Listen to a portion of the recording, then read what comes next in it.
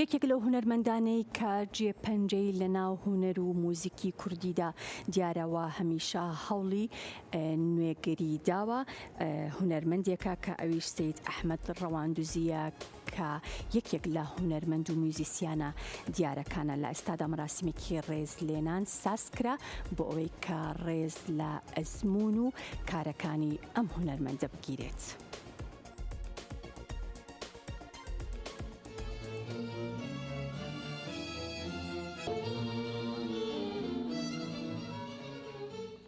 لقی هەولێر یەکێتی نووسەرانی کورد مەراسیمێکی ڕێزلێنانی بۆ هونەرمەند سەید ئەحمەد ڕەواندوزی ڕێخست کە ماوەی 47 ساڵە خزمەت بە بواری میوزیک و هونەری کوردی دەکات. لە لێدوانێک هونەرمەند سالار کۆشار هاوڕێ هونەرمەند سەید ئەحمەد ڕەواندوزی باسی لە وێزگەکانی ژیانی هونەری سەید ئەحمەد ڕەواندوزی کرد کە لە منداڵیەوە خولیای میوزیک و ئامێرەکانی بۆ تا ئێستاش بەردەوامە لە کارە هونەریەکانی.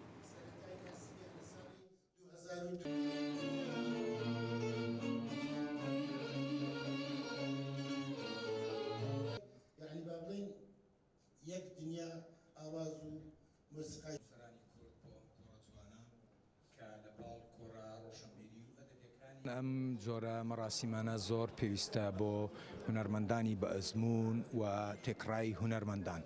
ئەمڕۆ یەکێتی نووسەران هەڵدەستێ بە کۆڕێکی تایبەت بە مامۆستا سەید ئەحمەد ڕەواندوزی. تەمەنێک لە هونەر مامۆستا سەید ئەحمەد نزیکەی 50 ساڵە لەو بوارەدا ئیش دەکا بەبێ ماندووبوون بەبێ پچڕان.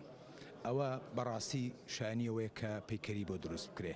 ئێمە ویستمان لەم کۆڕەدا هەم بە ژیان نامەکەیدا بچینەوە، هەم چەند پارچە مۆزیکێک پێشکەش بکەین و بە بیری بەڕاستی کۆمەڵێک نووسەر و ئەدیب و ڕۆشنبیری بینەوە کە زمان کە زیندوو دەبێ لە ڕێگەی هونەرەوە زیندوو دەبێ. هەر لە سەرەتای هێزری ژەنیاریەوە ئەوەی لە مێشکدا هەبووە کە